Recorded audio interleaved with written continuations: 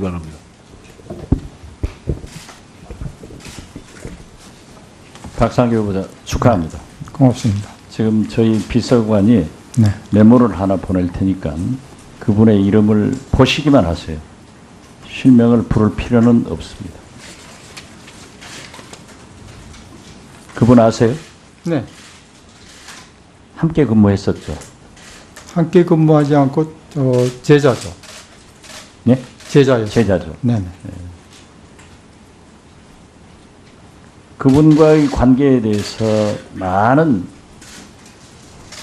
제보가 있었는데 사실 인정합니까? 지금 무슨 말씀이신지 잘 모르겠어요. 제가 여기서 구체적으로 얘기하면은 그분도 결혼해서 변호사 부인이고 변호사 부인인 건 알죠. 남편 역시 제자죠.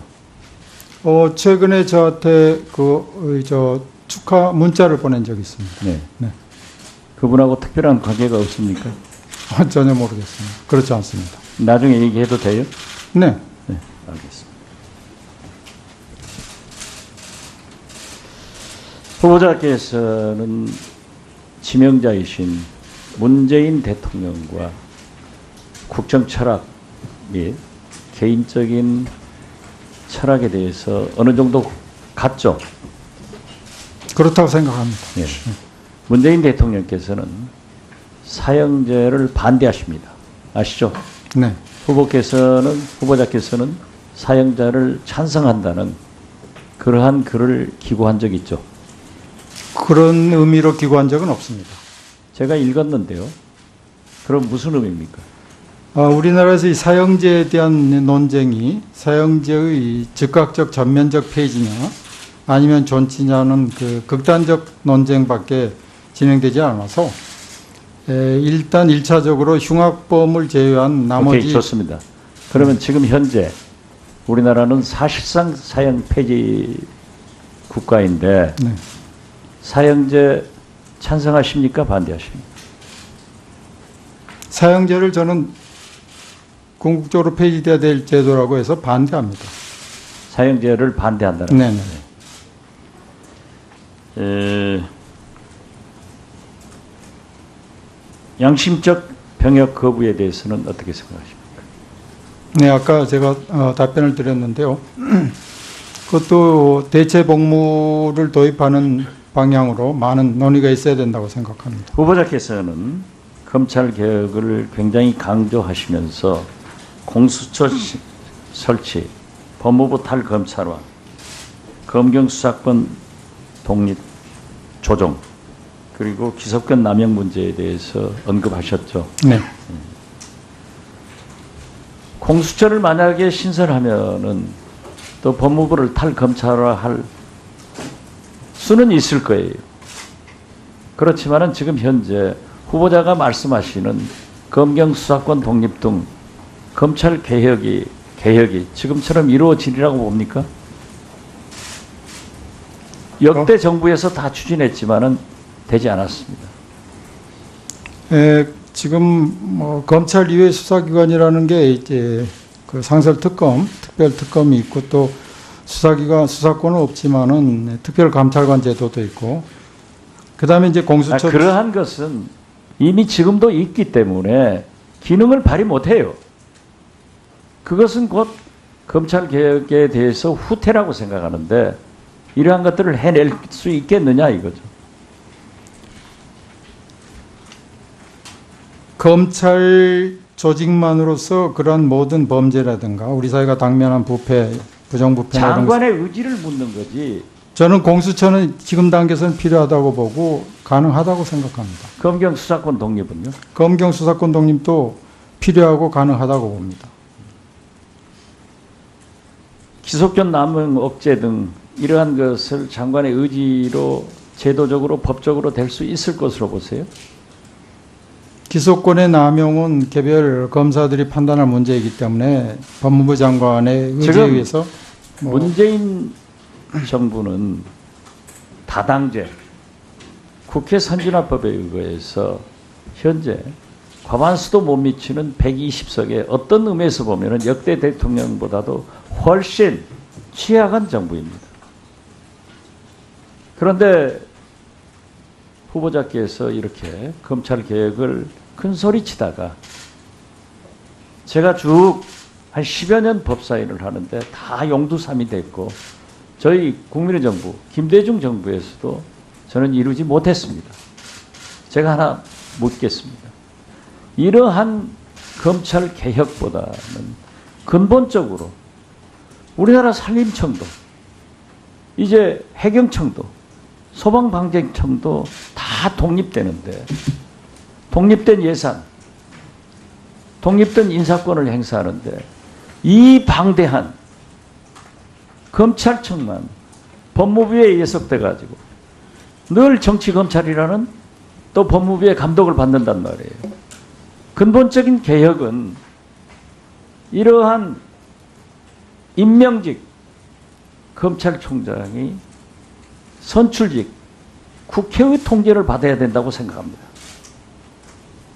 그렇게 개혁적이라고 또 법과 대학에서 그러한 경력을 쌓았다고 하면은 검찰청을 법무부에서 독립시켜가지고 독립청으로 국회의 통제를 받는, 그래서 인사권도 예산권도 독립시키는 그러한 제도적 개혁을 생각해 보지 않았어요?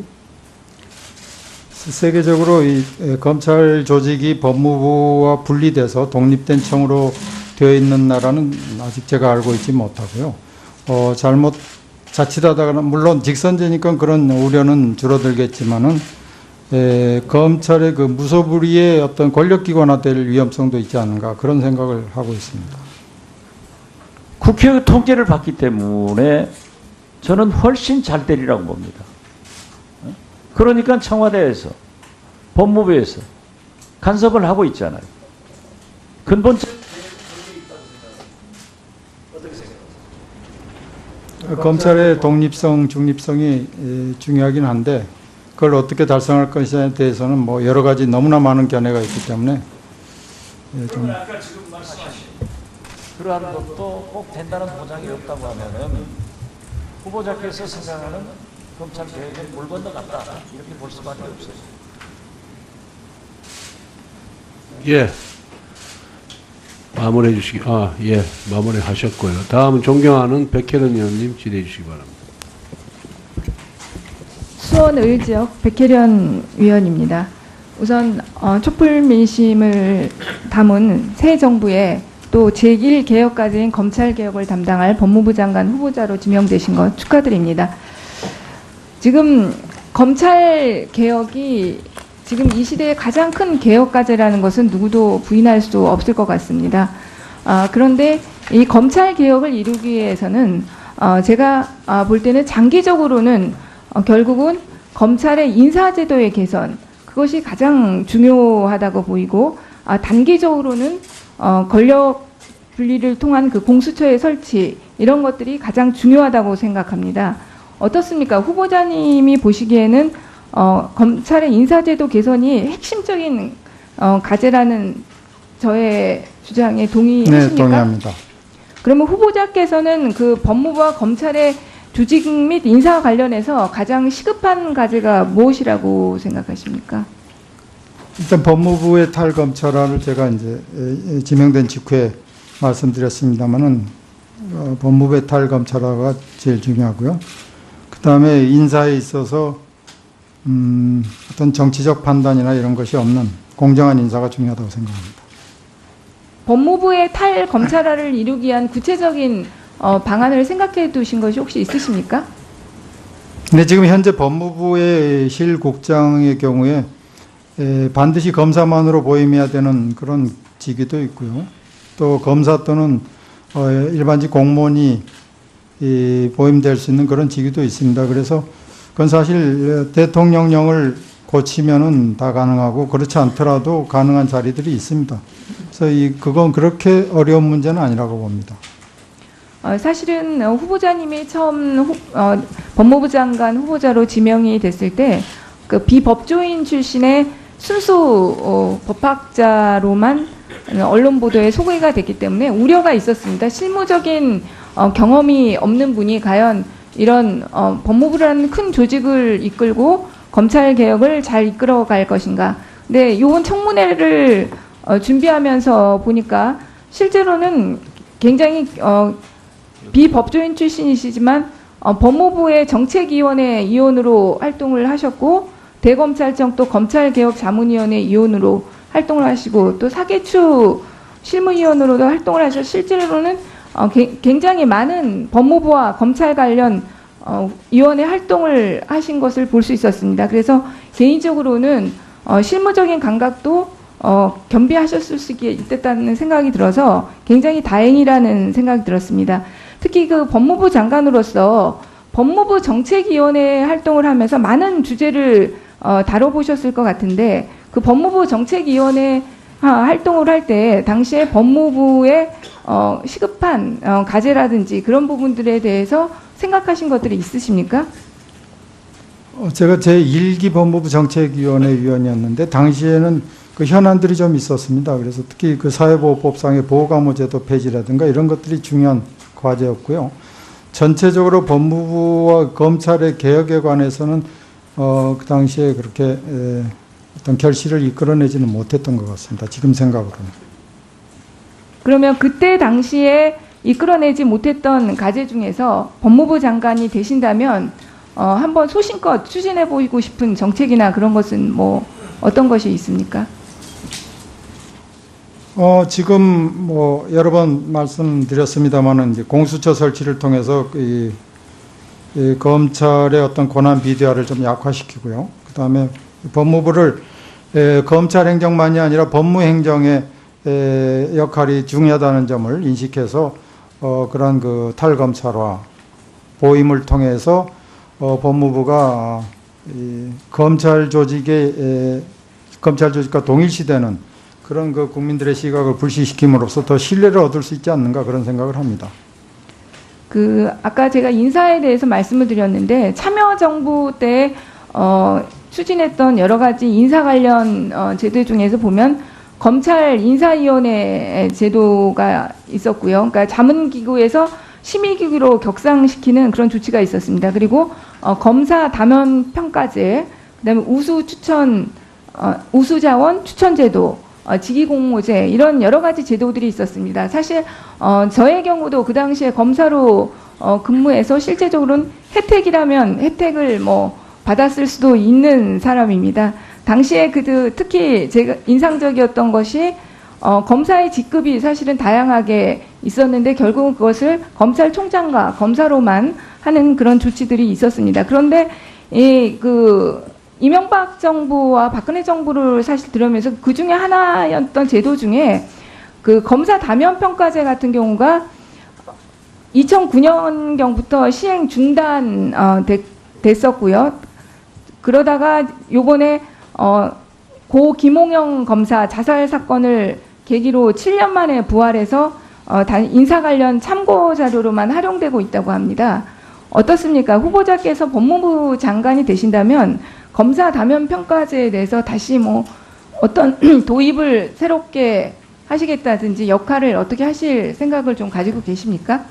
네, 검찰 인사를 공정하게 하기 위해서 여러 가지 그 기준들 또 체크리스트들이 필요하지 않나 하는 생각을 합니다. 그것 중에 하나가 지금 말씀하신 그런 담연 평가 제도의 결과도 반영하는 것이 한 방법이 되지 않겠는가 그런 생각을 합니다. 그리고 시간이 별로 많지 않아서요. 공수처에 대해서는 많은 생각을 하셨을 것 같습니다. 지금 저희 법사위에 2개의 공수처 법안이 제출돼 있습니다. 박범계 의원님이 발의하신 공수처 법안과 그리고 노회찬 의원님이 발의하신 공수처 법안이 있는데 그 법안 중에서 특별히 어떤 법안 이렇게 읽어보셨죠, 후보자님? 네. 네. 그 박범계 의원님이 발의한 내용 중에서 보면은 그 공수처장 임명 방식 있지 않습니까? 네. 그 방식에 대해서는 어떻게 생각하십니까? 그 부분에 대해서는 제 생각이 정리가 되지 않았는데 이제 그 두 분 안을 보면은 공통점도 많이 있습니다. 기소권을 갖는다든가 또 수사 대상도 거의 뭐 대동소이해서요. 그래서 그런 그 어떤 세부적인 부분에 있어서 합의점을 찾는 것이 그렇게 어렵지 않을 거로 생각합니다. 예, 다음 존경하는 정가빈 의원님 질의해 주시기 바랍니다. 예, 우리 법무부 장관 후보자는 문재인 정부 들어서 최초로 그 후보자가 중도 하차하고 다행스럽게도 우리 박상기 후보자가 행운을 안게 됐습니다. 축하드립니다.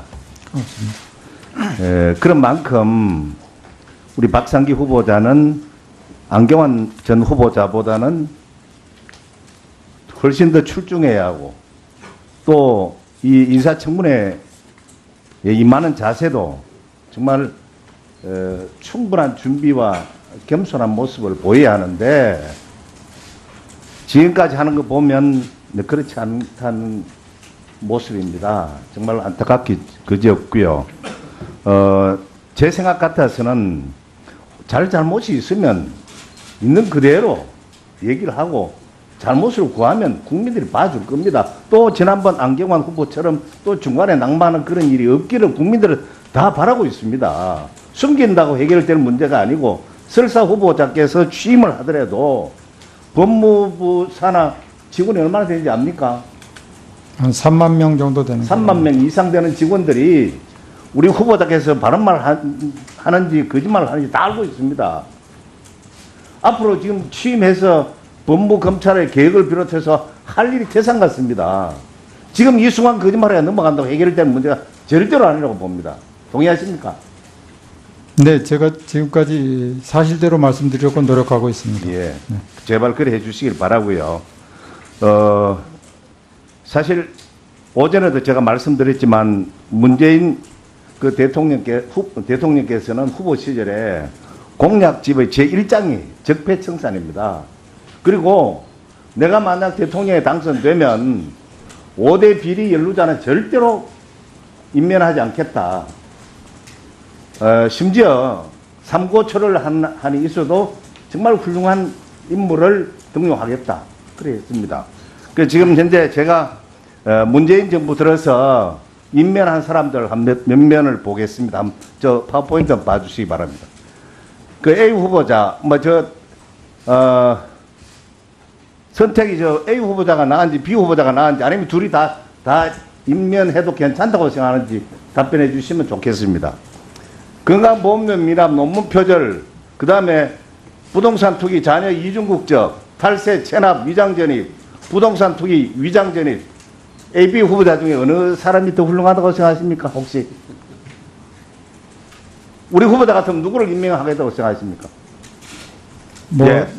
공교롭게 저 후보자들은 전부 여성입니다. 위에는 문재인 정부 들어서 강경화 후보입니다.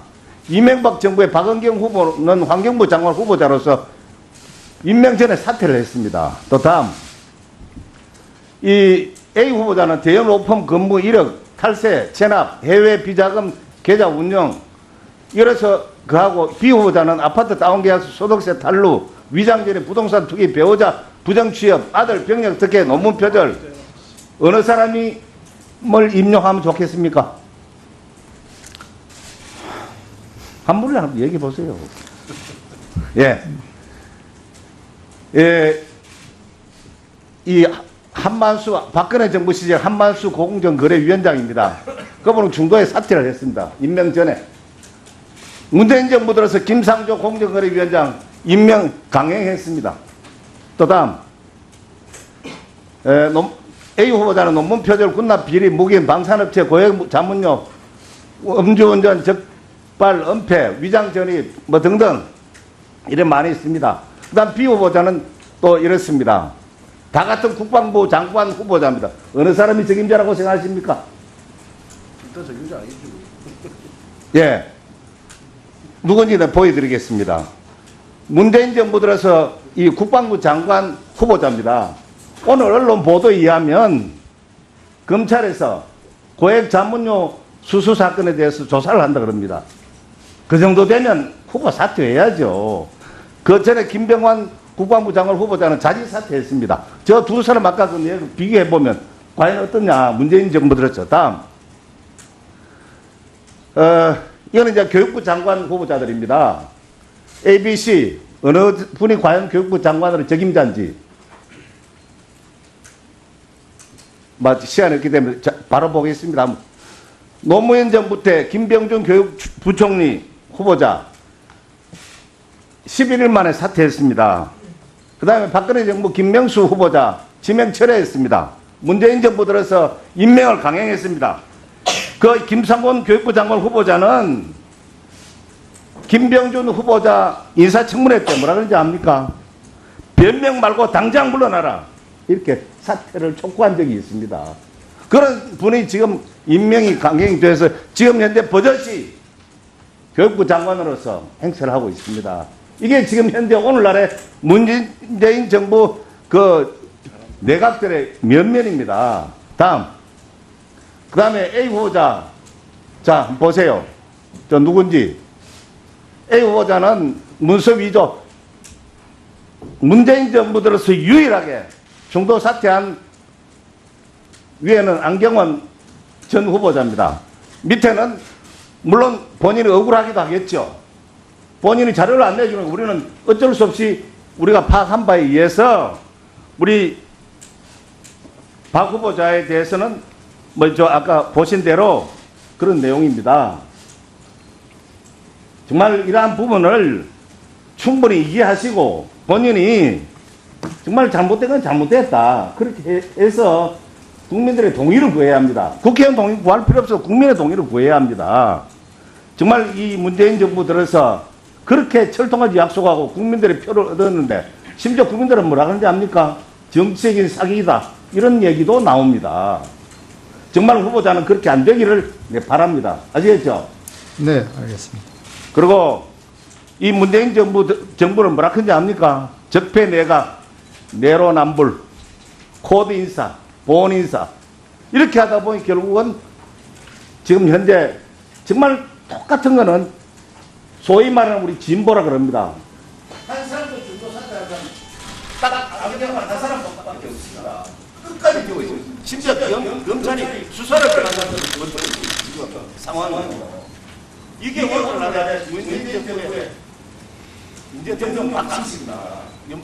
잘 가르치고 잘 가르치시기 바라는 예, 수고하셨습니다. 다음 존경하는 기소권의 남용은 개별 검사들이 판단할 문제이기 때문에 법무부 장관의 의지에 지금 의해서 문재인 정부는 다당제 국회 선진화법에 의거해서 현재 과반수도 못 미치는 120석에 어떤 의미에서 보면 역대 대통령보다도 훨씬 취약한 정부입니다.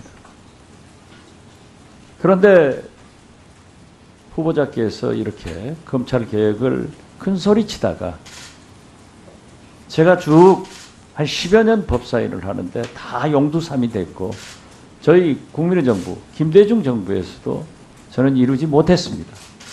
제가 하나 묻겠습니다. 이러한 검찰 개혁보다는 근본적으로 우리나라 산림청도 이제 해경청도 소방방재청도 다 독립되는데 독립된 예산, 독립된 인사권을 행사하는데 이 방대한 검찰청만 법무부에 예속돼 가지고 늘 정치검찰이라는 또 법무부의 감독을 받는단 말이에요.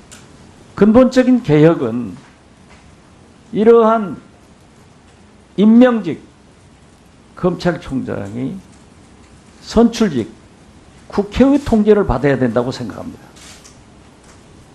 그렇게 개혁적이라고 또 법과 대학에서 그러한 경력을 쌓았다고 하면은 검찰청을 법무부에서 독립시켜가지고 독립청으로 국회의 통제를 받는 그래서 인사권도 예산권도 독립시키는 그러한 제도적 개혁을 생각해 보지 않았어요?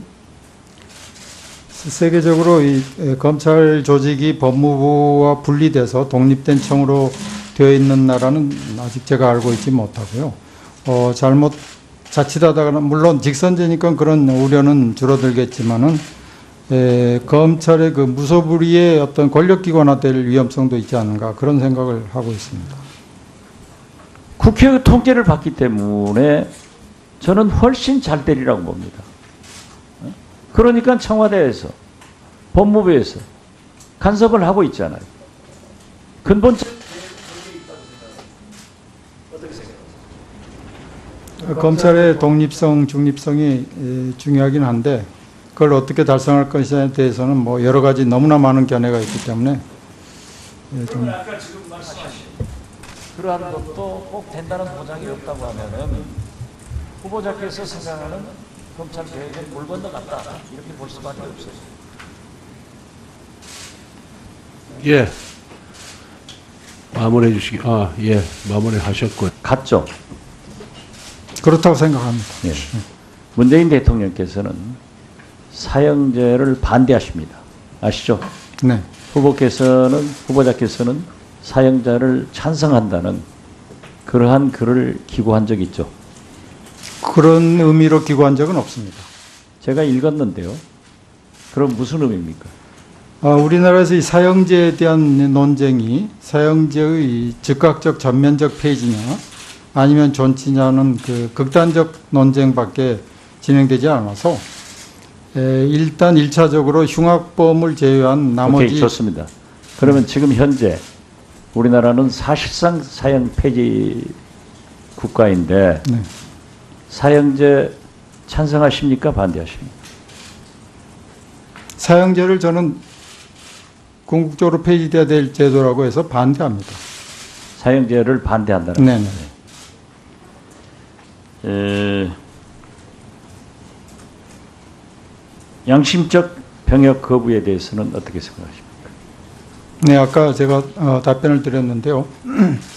그것도 대체 복무를 도입하는 방향으로 많은 논의가 있어야 된다고 생각합니다. 후보자께서는 검찰 개혁을 굉장히 강조하시면서 공수처 설치, 법무부 탈검찰화, 검경 수사권 독립 조정 바랍니다. 박상규 후보자 축하합니다. 고맙습니다. 지금 저희 비서관이 네. 메모를 하나 보낼 테니까 그분의 이름을 보시기만 하세요. 실명을 부를 필요는 없습니다. 그분 아세요? 네. 함께 근무했었죠. 함께 근무하지 않고 제자죠. 네? 제자였어요. 제자죠. 네네. 그분과의 관계에 대해서 많은